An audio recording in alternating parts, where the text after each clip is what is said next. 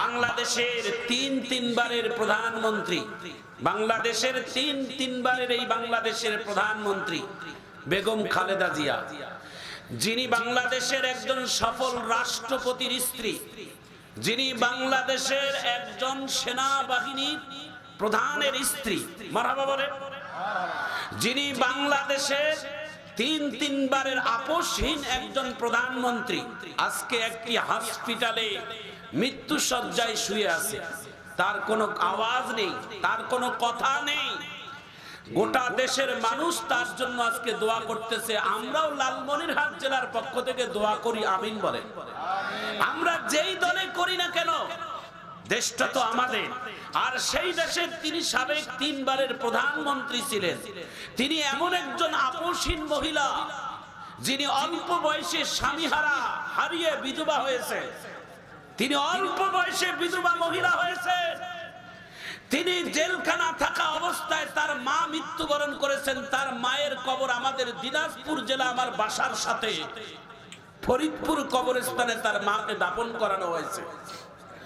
তার মায়ের কবর আমার দিনাজপুর জেলা। তিনি জেলখানা থাকা অবস্থায় মা মৃত্যুবরণ করেছেন, তার মাকে দেখতে পায় নাই। আল্লাহু আকবার বলেন। তিনি সেই প্রধানমন্ত্রী সাবেক, যিনি অফিসে অবরুদ্ধ থাকা অবস্থায় তার সন্তান, ছোট সন্তান কোকো ইন্তেকাল করেছে। নিজের মা তার সন্তানের লাশ দেখতে হয়েছে অবরুদ্ধ অবস্থায়। তিনি সেই মা, শোনার পর আল্লাহু আকবার বলবেন। তিনি সেই মা, যিনি হাজার হাজার মাইল দূরের মধ্যে প্রায় 1.5 যুগ থেকে তিনি বাহিরের দেশে অবস্থান করতেছেন। তারেক রহমান সন্তান, আজকে তিনি হসপিটালে শুয়ে আছেন। তার পাশে কোনো নিজের সন্তান নাই, নিজের বৌমা নাই, নিজের নাতি নাই, সবাই বিদেশের মাটিতে, আর উনি আছেন বাংলাদেশে। ওনাকে দেশে অনেক কষ্ট দেওয়া হয়েছে, ওনাকে জেলখানার মধ্যে বন্দী করানো হয়েছে। ওনার স্বামী রেখে দেওয়া একটা বাসা, সেই বাসার থেকেও তাকে তাড়িয়ে দেওয়া হয়েছে। স্বামীর স্মৃতিগুলোর থেকে তিনি সব বঞ্চিত হয়েছে। এরপরও দেশের মাটির থেকে তিনি যায় নাই।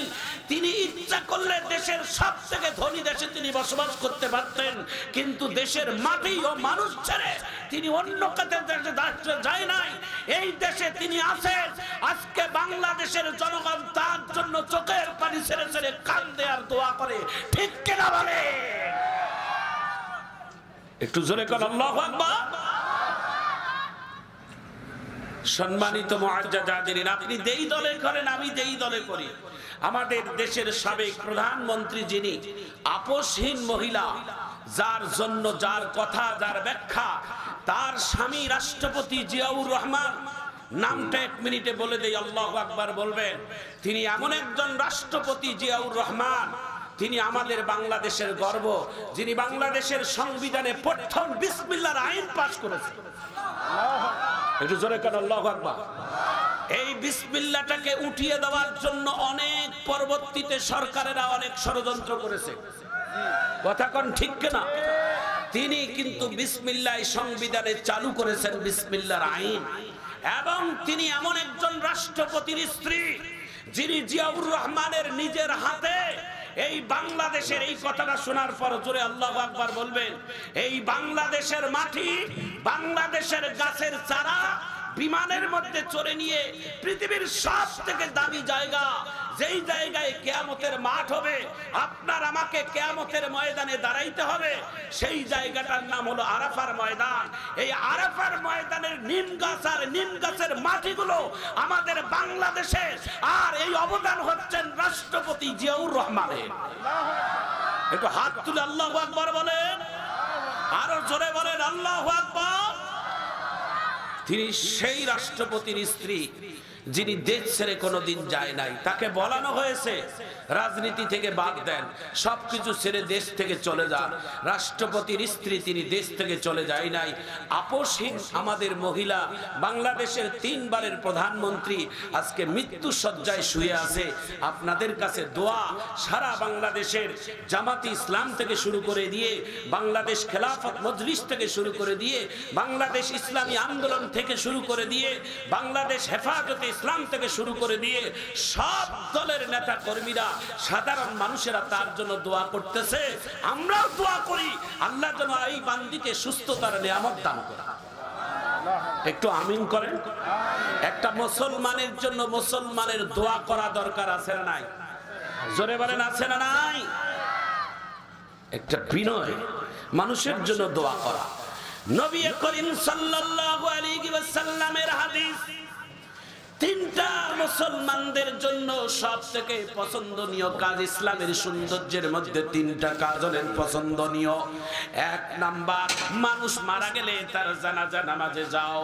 নবী বলেন একজন মুসলমানের জানাজা নামাজে কেউ যদি শরীক হয়, আল্লাহ রাসূল বলেন তার আমলনামায় উহুদ পাহাড়টা যত বড় লম্বা চওড়া এত পরিমাণ স্বর্ণ মুদ্রা দান করার সওয়াব আল্লাহ একটা জানাজা নামাজকারীর আমল নামায় দিয়ে দিবে। সুবহানাল্লাহ বলে। ডেইলি একবার হলেও একটা হলেও একটা জানাজা নামাজ পড়বো, কেউ হোক আর না হোক, কোনো পরিচিত হোক আর না হোক।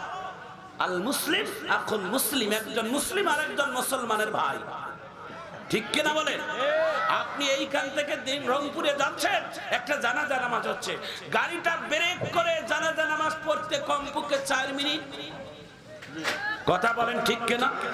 আল্লাহু আকবার, সুবহানাকা আল্লাহুম্মা ওয়া বিহামদিকা ওয়া তাবারাকা ইসমুকা ওয়া জাল্লা সানাউকা ওয়া লা ইলাহা গায়রুক, আল্লাহু আকবার, আল্লাহুম্মা সাল্লি আলা মুহাম্মদ ওয়া আলা আলি মুহাম্মদ, আল্লাহু আকবার, আল্লাহুম্মা গফিরলি হাইয়িনা ওয়া মাইয়িতিনা ওয়া শাহিদিনা, আল্লাহু আকবার, আসসালামু আলাইকুম ওয়া রাহমাতুল্লাহ, আসসালামু আলাইকুম ওয়া রাহমাতুল্লাহ।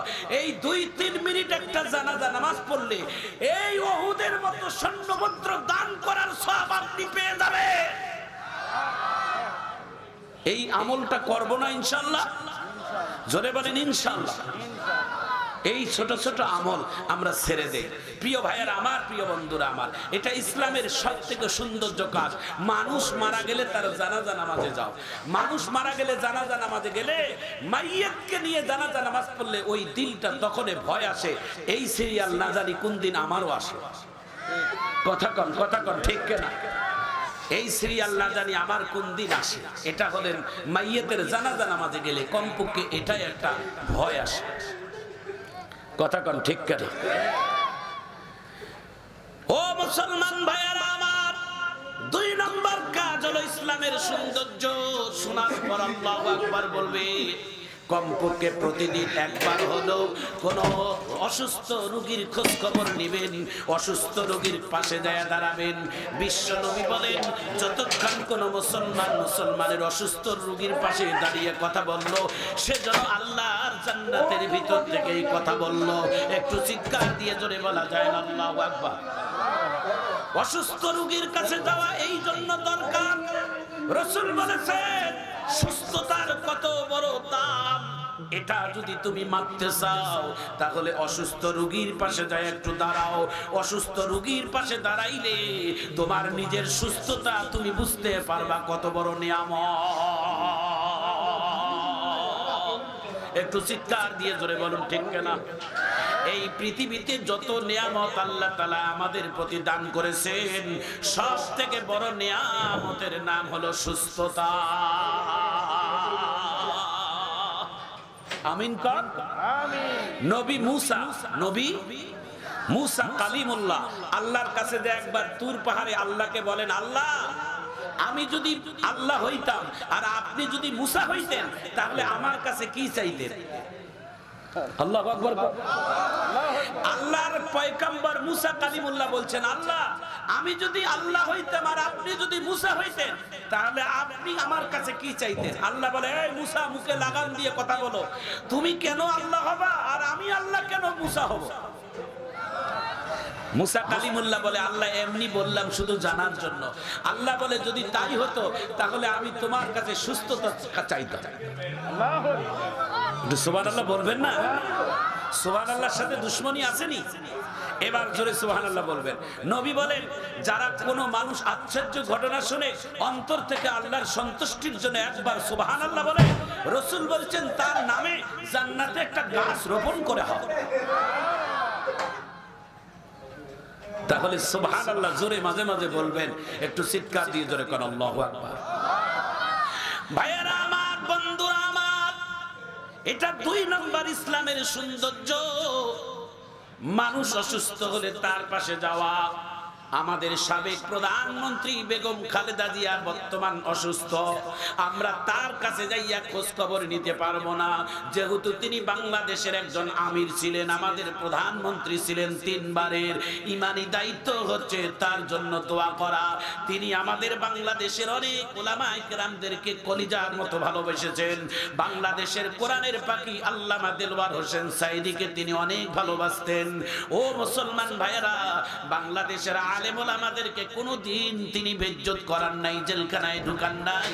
বরঞ্চ এই সরকার গত 15 বছর যেই সরকার ছিল, তিনি যত বেশি উলামায়ে কেরামদেরকে দুশমন ভাবতেন, বেগম খালেদা জিয়া কোনোদিন ইসলাম এবং উলামায়ে কেরামদের কোনোদিন দুশমনি করেন না। ঠিক কিনা বলেন? এই জন্য আমরা মন থেকে তার জন্য দোয়া করি, আল্লাহ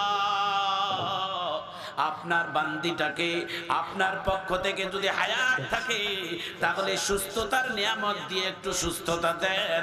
কমপক্ষে 2 জন ফাঁসির কাষ্ঠের আসামি, একজন মনে হয় সম্ভবত কিছুদিনের মধ্যে বাংলাদেশে পাঠাই দিতে পারে, ভারত সরকার সিদ্ধান্ত নিয়েছেন। একজনের নাম হচ্ছেন স্বরাষ্ট্র সাবেক মন্ত্রী, যার নাম আসাদুজ্জামান কামাল, তাকে সিদ্ধান্ত নিয়েছেন কয়েকদিনের মধ্যে বাংলাদেশে পাঠিয়ে দিতে পারে। 2 নম্বর হচ্ছেন খুনি হাসিনা।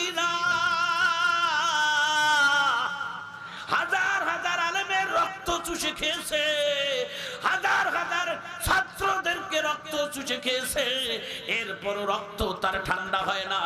এই খুনি আসামি হাসিনার ফাঁসিটা দেখে যেন বেগম খালেদা জিয়া মরতে পারে। জোরে বলুন ঠিক কিনা? আসসালামু আলাইকুম প্রিয় ভাই ও বন্ধুরা, ভিডিওটা শুরু থেকে লাস্ট অবধি দেখার জন্য অনেক অনেক ধন্যবাদ। এরকম নিত্য নতুন সুন্দর সুন্দর ওয়াজ পেতে হলে আমাদের চ্যানেলের সাথে থাকবেন, আমার চ্যানেলটা সাবস্ক্রাইব করে আমার পাশে থাকবেন। আর নিত্য নতুন ভিডিও প্রতিদিন আপনাদেরকে উপহারের জন্য নিয়ে আসবো। তা সবাই ভালো থাকেন, সুস্থ থাকেন, বিদায় নিচ্ছি। আল্লাহ হাফেজ, আসসালামু আলাইকুম।